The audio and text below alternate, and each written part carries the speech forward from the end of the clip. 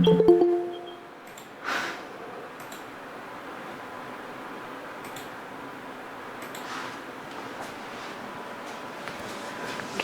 morning everyone. We will continue our chapter Fundamental Unit of Life. We had discussed the basic structure of cell and the difference between plant and animal cell and cell theory. ये सब हमने discuss कर लिया था ना last class के अंदर?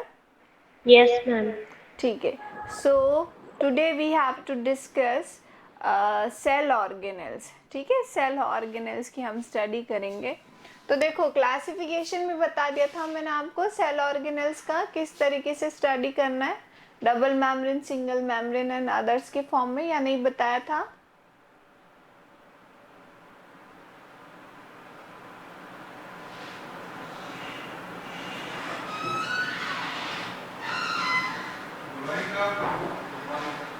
Answer करो ना जल्दी से. मैं तो आप ही से पूछ रही हूँ, क्लासिफिकेशन इंट्रोड्यूस करवा दिया था या नहीं करवाया था?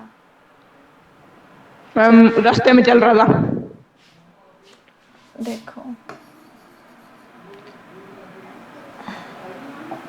Cell organelles,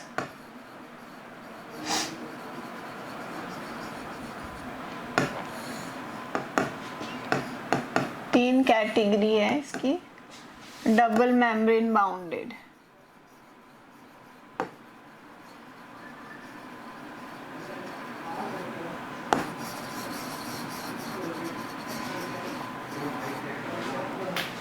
single membrane bounded,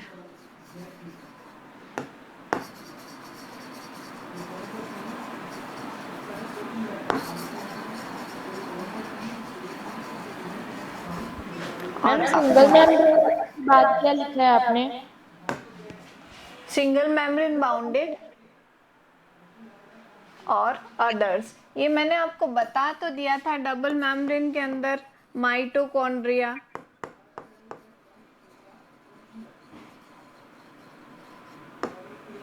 chloroplast, nucleus, इस तीनों डबल मेम्ब्रेन बाउंडेड है. सिंगल मेम्ब्रेन बाउंडेड में ईआर है, गोल्जी बॉडी है, लाइसोसोम्स है. ठीक है, और अदर्स के अंदर हमें पढ़ना है राइबोसोम्स. तो ये हमें स्टडी करना है, लेकिन इससे पहले हम स्टडी करेंगे cell wall and cell membrane. Cell wall और सेल मेम्ब्रेन की स्टडी करेंगे. ठीक है, तो पहला स्टार्ट करते हैं सेल वॉल. देखो सेल वॉल, इसके अंदर क्या है? It is made up of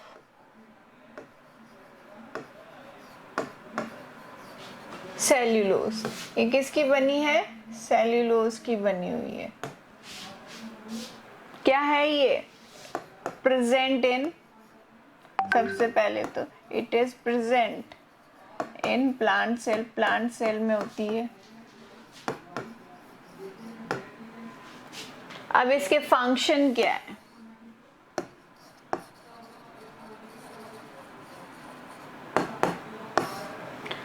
function क्या है इसके? पहला, इट डिटरमाइंस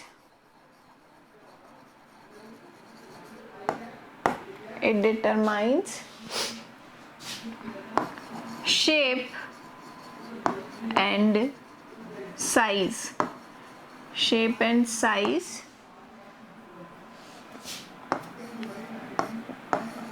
to cell.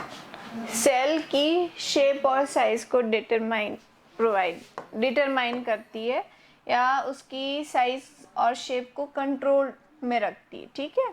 दूसरा है, इट प्रोवाइड्स मैकेनिकल स्ट्रेंथ.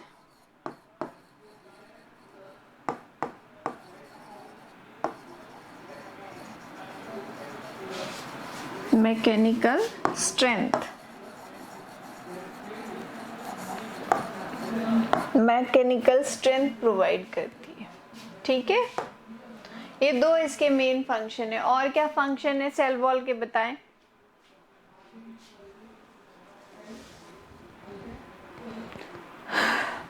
और कोई फंक्शन याद आ रहा है सेल वॉल का आपको?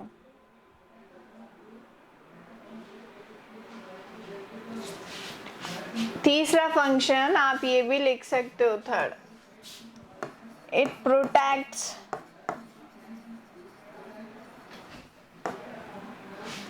ये सेल को प्रोटेक्ट करती है बाहरी एनवायरनमेंट से, आउटर एनवायरनमेंट से ये सेल को प्रोटेक्ट करती है।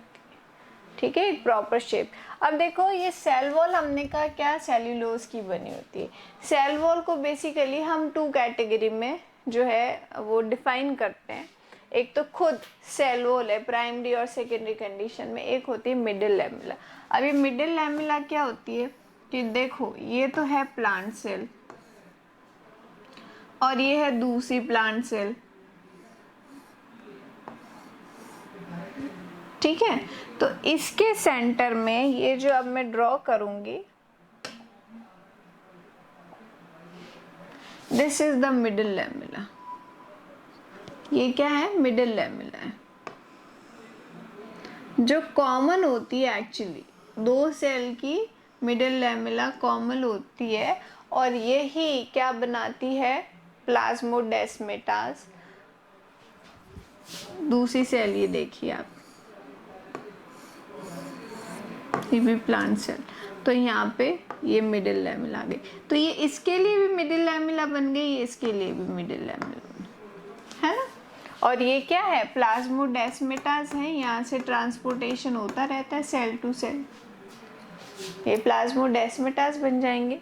तो सेल वॉल एक तो बनी होती मिडिल लैमेला की, दूसरा हम कह रहे हैं कि ये प्राइमरी सेल वॉल भी होती है। जब प्लांट्स एकदम न्यू है, जुवेनाइल कंडीशन के अंदर है, तो प्राइमरी सेल वॉल प्रेजेंट होगी। सेकेंडरी सेल वॉल भी हो रही है। सेकेंडरी सेल वॉल कब हो जाएगी? जब वो थोड़े बड़े होंगे, जब उनकी सेकेंडरी अंदर ग्रोथ डेवलप हो जाएगी, सेकेंडरी ग्रोथ का डेवलपमेंट होना स्टार्ट हो जाएगा, तब सेकेंडरी ग्रोथ भी हो जाएगी। मैम वो दिख नहीं रहा आपने क्या लिखा है सेल्स के टाइप में, सेल वॉल के टाइप में? ये मिडिल लैमेला। मैम आप इसको एक बार प्रोनाउंस करके बता दो, क्लियर नहीं आ रहा। मैं लिख देती हूँ दोबारा से।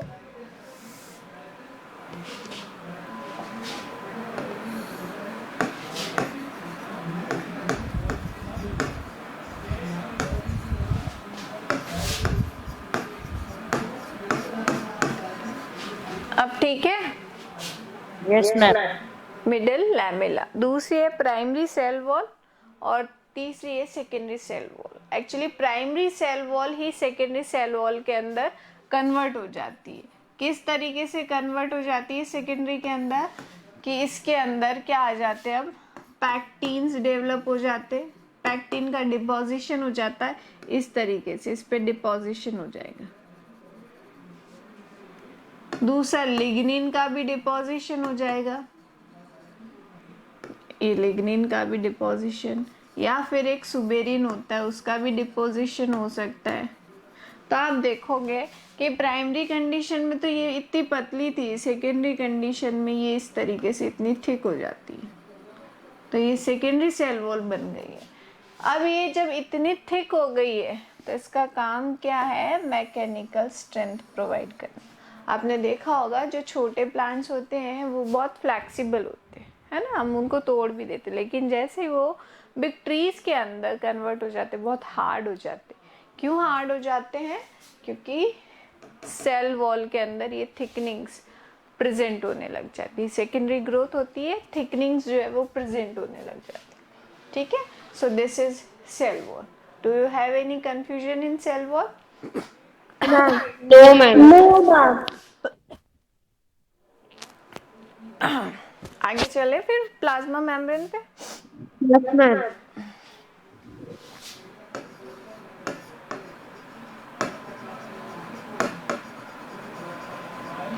तो देखो प्लाज्मा मेम्ब्रेन तो दोनों के अंदर प्रेजेंट होती है, ठीक है, एनिमल सेल के अंदर भी होती है और प्लांट सेल के अंदर भी होती है, दोनों के अंदर प्लाज्मा मेम्ब्रेन प्रेजेंट होती है। अब करती क्या है प्लाज्मा मेम्ब्रेन, पहले तो इसका कंपोजिशन देख लेते हैं। तो इट इज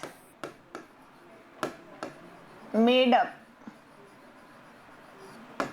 ऑफ, किसकी बनी होती है plasma membrane? Lipids and proteins. Yes, phospholipids and proteins.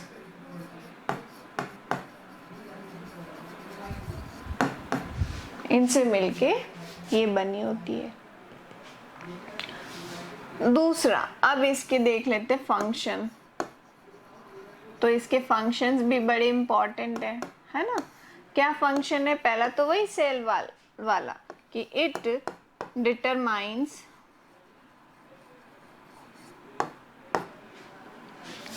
shape and size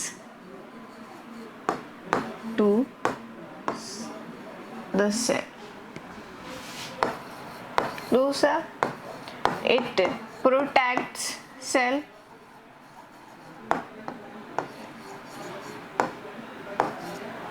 तीसरा, it helps in transportation.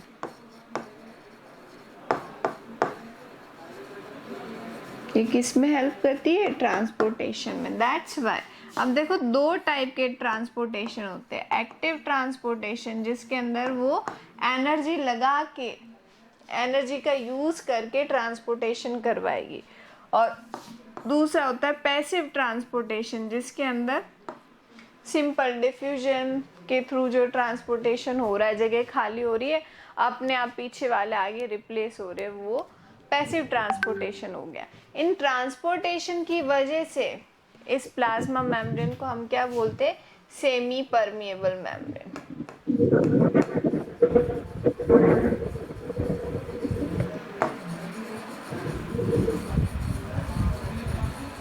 ठीक है, ट्रांसपोर्टेशन की वजह से प्लाज्मा मेम्ब्रेन को क्या बोलते हैं? Semi permeable membrane. क्यों बोलते हैं सेमी परमिएबल मेम्ब्रेन? क्योंकि ये हर किसी को अलाउड नहीं करती। एक्टिव हो चाहे पैसिव हो, हर कोई नहीं आ सकता। जिसकी रिक्वायरमेंट होगी वही आ सकता है। सबको जो है परमिशन नहीं मिलती। Plasma membrane as a guard work करती है, प्रोटेक्शन जो है ट्रांसपोर्टेशन के थ्रू करती है। तो दैट्स वाई इसको सेमी परमिएबल मेम्ब्रेन, या फिर बेटर नेम बोले तो सेलेक्टिवली परमिएबल मेम्ब्रेन।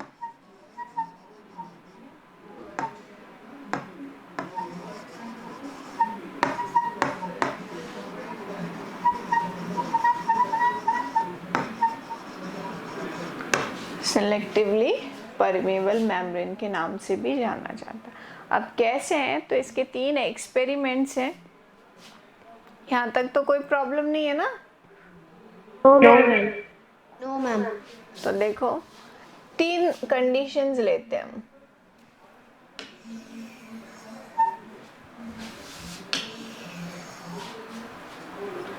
पहली कंडीशन है हमारे पास हाइपोटोनिक सॉल्यूशन है।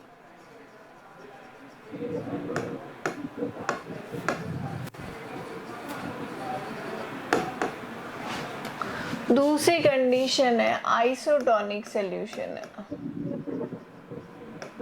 और तीसरी में बेटा ये कौन है? सिमरन शर्मा। बेटा माइक म्यूट कर दो आपका।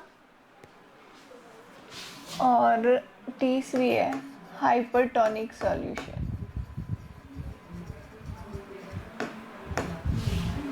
ठीक है, माइक क्या है ना, ऑन रहता है तो दूसरों को वो साउंड फिर इरिटेट करने लग जाता है। तो देखो सॉल्यूशन हम कंपैरिजन में लेंगे साइटोप्लाज्म में। अगर साइटोप्लाज्म से बहुत ज्यादा कंसंट्रेटेड है तो वो हाइपरटोनिक हो जाएगा, और कम कंसंट्रेटेड है तो वो हाइपोटोनिक हो जाएगा, और इक्वल टू साइटोप्लाज्म है तो वो आइसोटोनिक हो जाएगा। ठीक है, तो ये मेरे पास पेट्री डिश है जिसके अंदर मैंने क्या डाला है?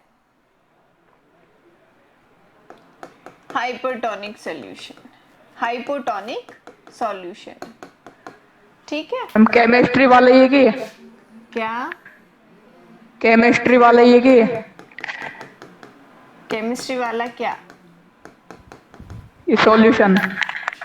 सॉल्यूशन तो कोई भी हो सकता है ना, केमिस्ट्री वाला क्या होता है? अभी तो बताया मैंने सॉल्यूशन कैसे बनाना है, साइटोप्लाज्म से कंपेयर करके। उससे ज़्यादा कंसंट्रेटेड है तब वो हाइपोटोनिक है, कम है तो हाइपो है, और इक्वल है तो आइसोटोनिक है। तो ये पैट्री डिश लगा दिए, इनके अंदर सारे सॉल्यूशंस डाल दिए। अब पहली कंडीशन है, हमारे पास ये सेल है, सेल को मैंने इसमें डाल दिया हाइपरटोनिक सॉल्यूशन। ठीक है, सेल इस कंडीशन में थी। तो डिफ्यूजन आपको पता है ना, डिफ्यूजन क्या होता है? क्या होता है डिफ्यूजन की डेफिनेशन? कौन बताएगा मुझे? Ma'am, movement of substance from high ma'am concentration to low intermixing of concentration. Particles bye their own. सबको आता है, मतलब वेरी गुड। ठीक है, तो यहाँ अब डिफ्यूजन और ऑस्मोसिस वाली चीज अप्लाई होगी। तो जो डिफ्यूजन है, अगर उसकी डेफिनेशन में हम सेमी परमेबल मेम्ब्रेन के थ्रू ट्रांसपोर्टेशन ऐड करते हैं तो वो ऑस्मोसिस हो जाएगा। ठीक है, अब देखो हमने कहा ये हाइपरटोनिक सोल्यूशन है, दिस इज द हाइपरटोनिक, मतलब इसके अंदर वाटर मॉलिक्यूल्स कम होंगे एज कंपेयर टू साइटोप्लाज्म में। ये ज़्यादा कंसंट्रेटेड है, वाटर मॉलिक्यूल्स कम है। तो वाटर मॉलिक्यूल्स अपनी हायर कंडीशन से लोअर कंडीशन पे तरफ जाए। ठीक है, यहाँ ज़्यादा थे, यहाँ कम है, तो ये अंदर से बाहर की तरफ आने लग जाएंगे। जब हमारी बॉडी से वाटर चला जाएगा तो हम ऐसे दुबले से हो जाते, तो सेल कैसी हो जाएगी? इस तरीके से। ठीक है, प्रोटोप्लाज्म सेंटर के अंदर रह जाएगा, वाटर जो है वो बाहर निकल चुका है। तो इसी सेल को हम क्या बोलते हैं? Fully flaccid cell.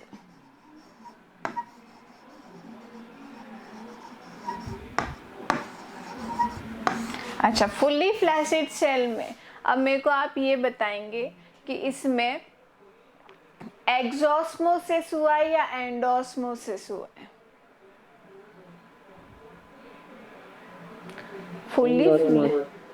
Fully flaccid cell का डेवलपमेंट किसके थ्रू हुआ है? एक्सोस्मोसिस और एंडोस्मोसिस के थ्रू।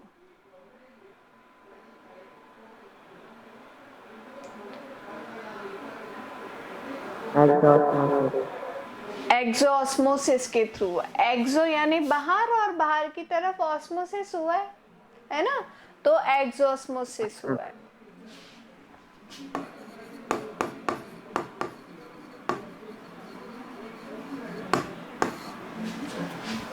क्लियर? अब ये वाटर तो बाहर आ गया और सेल पिचक गई, फ्लैसिड हो गई, तो इस कंप्लीट प्रोसीजर को हम क्या बोलेंगे? एक्सोस्मोसिस के थ्रू सेल फ्लैसिड बन गई। दैट मीन्स इसके अंदर एक टर्म अब इंट्रोड्यूस करते हैं जिसे हम कहेंगे प्लाज्मोलाइसिस।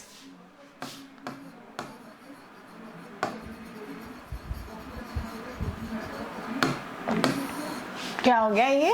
प्लाज्मोलाइसिस। तो प्लाज्मोलाइसिस कौन से सॉल्यूशन में होगा? हाइपरटोनिक सॉल्यूशन में। कैसे होता है? एक्सोस्मोसिस के थ्रू होता है। क्यों हुआ? क्योंकि बाहर वाला सॉल्यूशन है hypertonic solution, that's why through osmosis water molecules come outside from the cell and protoplasm और साइटोप्लाज्म स्टार्टेड कॉन्ट्रैक्ट।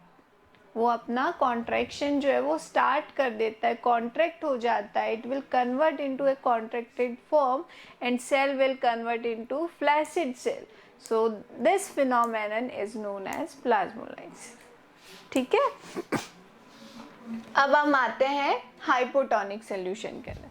तो हाइपोटोनिक सॉल्यूशन में हमें करना क्या है? हमारे पास अब है फ्लैसिड सेल। ये फ्लैसिड सेल हमने हाइपोटोनिक सॉल्यूशन के अंदर रख दी, जिसका प्रोटोप्लाज्म इस तरीके से कंसंट्रेटेड है।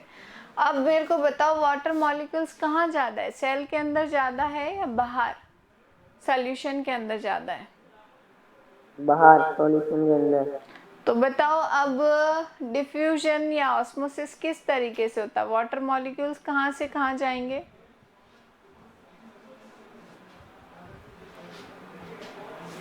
अंदर से बाहर, अंदर से बाहर कैसे आएंगे बेटा? मूवमेंट हायर बाहर से अंदर। Yes, higher concentration to lower concentration होगा ना, तो ये हायर तो बाहर है, बाहर से अंदर जाएंगे, सेल खाली है ना अपने पास, तो बाहर से अंदर गए, मतलब क्या हुआ यहाँ? एंडोस्मोसिस। ठीक है, एंडोस्मोसिस हुआ है, अंदर चले गए। अब सेल कैसी हो जाएगी? अगेन गोल मटोल सी, जैसी पहले थी वैसी हो जाएगी, पूरे इसके अंदर वाटर मॉलिक्यूल्स आ चुके। तो ऐसी सेल को हम क्या बोलेंगे? Fully turgid cell.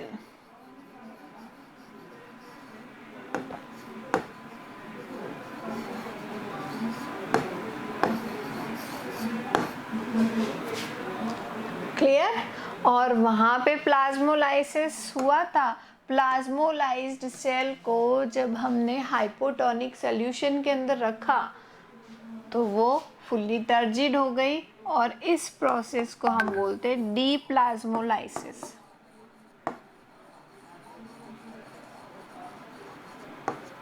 डीप्लाज्मोलाइसिस। सो देखो एक बार, क्लियर है कि नहीं है, और नहीं है तो हम उसको अगेन स्टडी करते हैं। देख लो एक बार, क्योंकि अभी मेरे को इस टॉपिक के अंदर बच्चों का इंटरेक्शन थोड़ा कम दिखाई दिया, दैट्स व्हाई।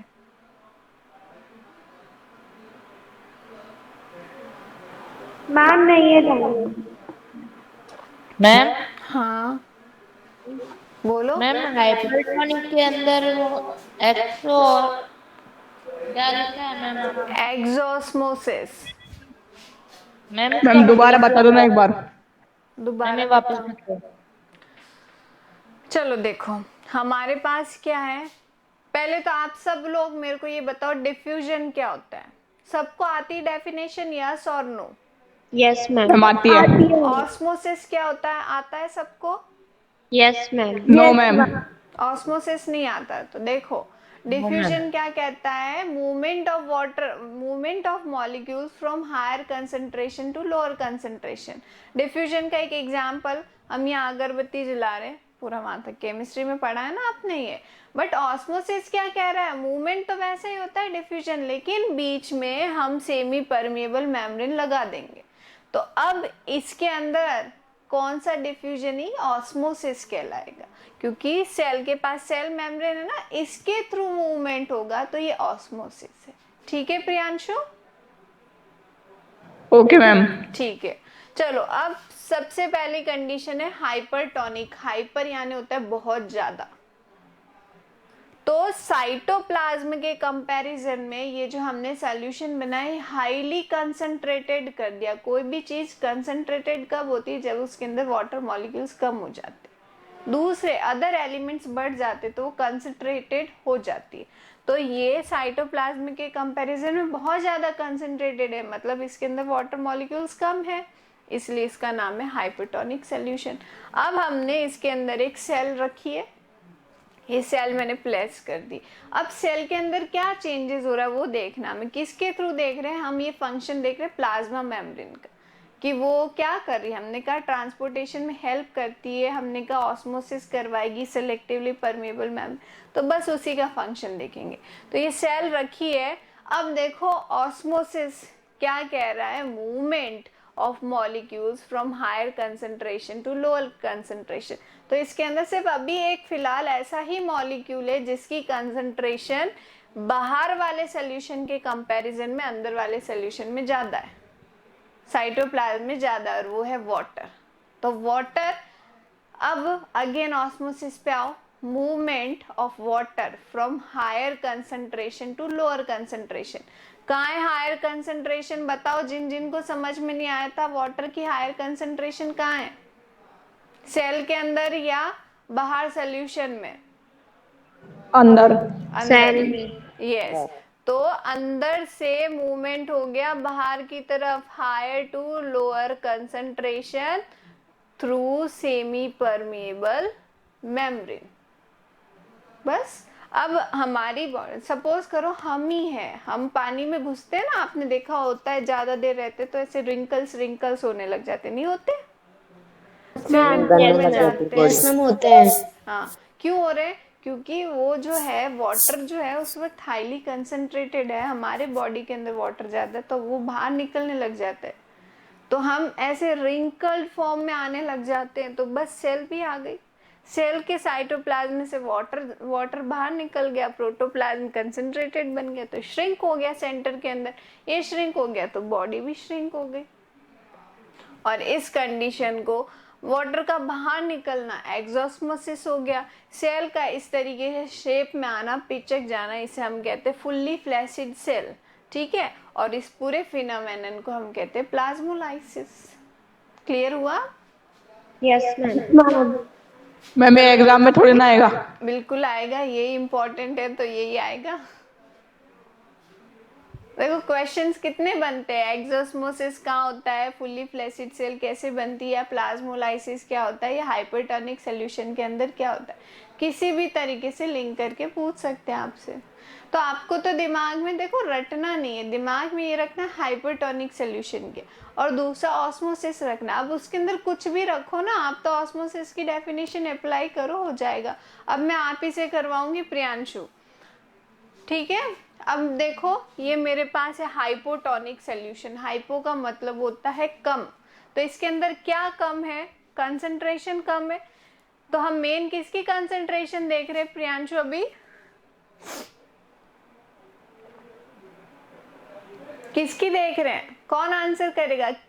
किस चीज की कंसंट्रेशन के कंपैरिजन में हमने ये Cell. सॉल्यूशंस बनाए? Water. Cytoplasm. Very good. Yash, आपको समझ में आ गया था ये हाइपरटोनिक वाला? Yes, ma'am. ओके, तो अब हमने हाइपोटोनिक के अंदर फुल्ली फ्लैसिड सेल को रखा है, तो अब ये बताओ फुल्ली फ्लैसिड सेल में वाटर मॉलिक्यूल्स कम है या ज्यादा है? कम है, मैम. क्या कम है? है। कम है ना, तो Yes, मूवमेंट ma'am. कहाँ से होगा वाटर मॉलिक्यूल्स का, वो देखो। Higher concentration to lower concentration, higher ma'am. Concentration कहाँ है वाटर मॉलिक्यूल की? Lower Cell concentration. बाहर. बाहर है ना, तो बाहर से Yes, अंदर ma'am. की तरफ आ गया बस, और अंदर की तरफ आता गया, ये सेल फूल गई, और इस फूली हुई सेल को हम अब बोलेंगे फुल्ली टर्जिड सेल। भाई जो ये हुआ था इसी का उल्टा ये है, वहां प्लाज्मोलाइसिस हुआ था, यहाँ हमने बोल दिया डी प्लाज्मोलाइसिस हो गया, और हुआ किसके थ्रू? एंडोस्मोसिस। एंडो मतलब अंदर, अंदर की तरफ ऑस्मोसिस हुआ है, इसमें बाहर की तरफ ऑस्मोसिस हुआ है। मतलब एक्सोस्मोसिस मतलब बाहर की तरफ। बाहर की तरफ निकलना या बाहर की तरफ ऑस्मोसिस वाली प्रोसेस जो भी अप्लाई हुई, इसमें अंदर की तरफ मूवमेंट हुआ है, तो ये एंडोस्मोसिस हो गया। ठीक है, ओके मैम। आ गया समझ में? Yes, ma'am. ठीक है। अब आइसो, आइसो का मतलब है इक्वल। मेरे पास ये सेल है, इसका जो साइटोप्लाज्म का कंसंट्रेशन है वो और बाहर वाले सॉल्यूशन का कंसंट्रेशन इक्वल है, सारे मॉलिक्यूल्स इक्वली सेटेड है, तो क्या कोई मूवमेंट पॉसिबल है? मैं ये नहीं कह रही कोई हायर कंसंट्रेटेड है या लोअर कंसंट्रेटेड है या कंसंट्रेशन में कुछ भी चेंजेस है, कुछ भी नहीं है, दोनों इक्वल है, तो क्या कोई पॉसिबल है? मैम कुछ नहीं होगा। कुछ No, नहीं ma'am. होगा। होगा मैम। तो बस जो हमने सेल रखी उसके अंदर कोई चेंज नहीं, कोई प्लाज्मोलाइसिस नहीं, कोई डी प्लाज्मोलाइसिस नहीं, तो आइसोटोनिक सॉल्यूशन के अंदर नो चेंज।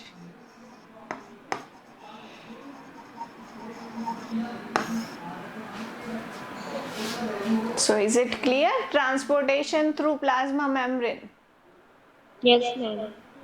कर लोगे अब आप लोग अपने आप? Yes, ma'am. ठीक है।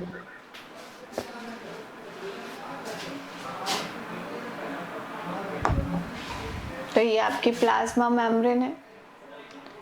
प्लाज्मा मेम्ब्रेन होने के बाद अब हम सेल ऑर्गेनेल्स पे आ जाते हैं।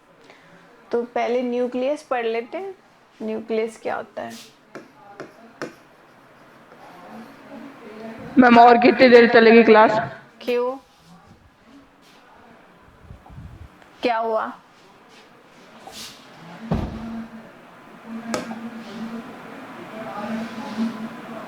क्या हुआ प्रियांशु, ऐसे क्यों पूछ रहे हो?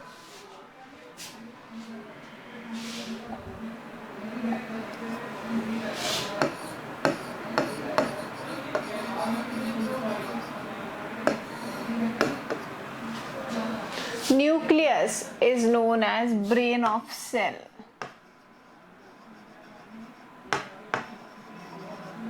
सेल के ब्रेन के नाम से ये जाना जाता है। इसका स्ट्रक्चर देखते हैं हम। देखो प्लांट सेल के अंदर ये साइड में प्रेजेंट होता है, क्योंकि 3/4 प्लेस जो है प्लांट सेल का वो वैक्यूली ले लेती है। दैट्स वाई थोड़ा सा स्लाइटली साइड के अंदर शिफ्ट रहता है। और एनिमल सेल के अंदर ये सेंटर के अंदर रहता है। न्यूक्लियस होता है दोनों के अंदर एक जैसा ही है। इसका स्ट्रक्चर देखते हैं हम। कह रहे डबल मेम्ब्रेन बाउंडेड स्ट्रक्चर है। ये लीजिए डबल मेम्ब्रेन बाउंडेड स्ट्रक्चर हमने बना दिया। ये डबल मेम्ब्रेन, ये क्या है? This is the outer membrane, this is the inner membrane.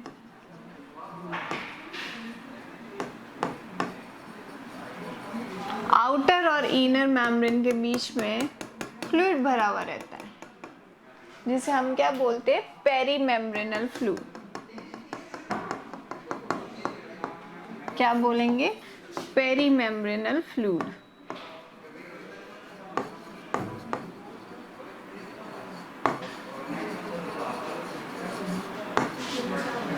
पेरीमेम्ब्रेनल fluid रहता है। अब इस पेरीमेम्ब्रेनल फ्लूइड का फंक्शन क्या होता है? दोनों मेम्ब्रेन को आपस में पिचकने से बचाना। ठीक है, ये इसका फंक्शन होता है। सेंटर के अंदर ये आपको देखो, दिस इज द न्यूक्लियोप्लाज्म। ये क्या है? न्यूक्लियोप्लाज्म है। इसके अंदर एक छोटा प्रोटीन बनाने वाली फैक्ट्री प्रेजेंट होती है, जिसे हम कहते हैं nucleolus. It is a nucleolus, जो सिर्फ और सिर्फ प्रोटीन या राइबोसोम्स बनाती है। This is the nucleoplasm.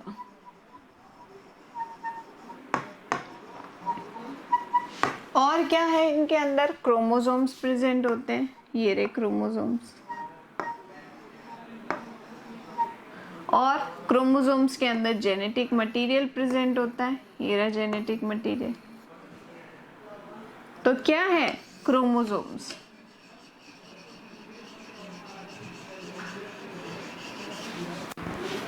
ठीक है, जेनेटिक मटेरियल क्या होता है हमारा? DNA, RNA. हमारा तो डीएनए है और आरएनए भी बनते हैं इसके अंदर। जैसे मैम कोरोना हो गया।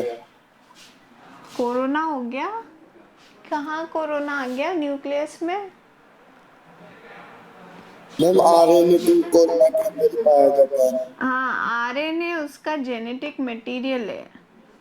ये जो आपको नजर आ रहे blank space, these spaces are known as nuclear pore। क्या है ये न्यूक्लियर पोर?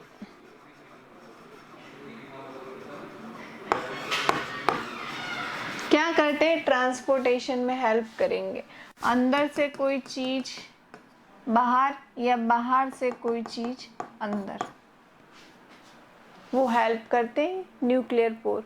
आउटर मेम्ब्रेन जो होता है, इससे आपने देखा है एंडोप्लाज्मिक रेटिकुलम अटैच्ड रहती है, तो इसलिए ये क्या करता है? ऐसे इधर से भी एंडोप्लाज्मिक रेटिकुलम से, इधर से भी, इधर से भी, इधर, तो वो सारी जगह से फिक्स रहता है शेप के अंदर। और एंडोप्लाज्मिक रेटिकुलम कहाँ? सेल मेम्ब्रेन से अटैच हो जाती है जाके। तो न्यूक्लियस के बहुत कम चांसेस होते हैं डिस्टर्ब होने के। ठीक है, ये है न्यूक्लियस। अब इसके फंक्शन क्या है? कि एक फंक्शन है सबसे इम्पोर्टेंट, कि it going to be command and control the cell. Cell को कमांड और कंट्रोल करेगा। ठीक है, दूसरा इसका फंक्शन क्या होता है? इसके अंदर जेनेटिक मटेरियल प्रेजेंट होते हैं, तो it stored genetic information. Functions लिखते हैं न्यूक्लियस के, functions of nucleus.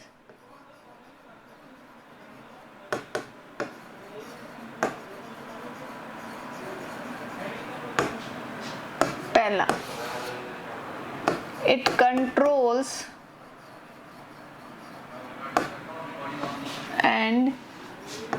Command the cell, cell को कंट्रोल और कमांड करेगा। दूसरा, genetic materials,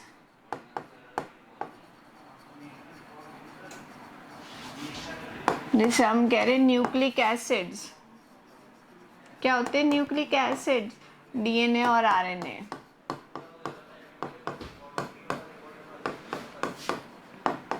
are present in nucleus. तीसरा, इट स्टोर्स जेनेटिक इंफॉर्मेशन।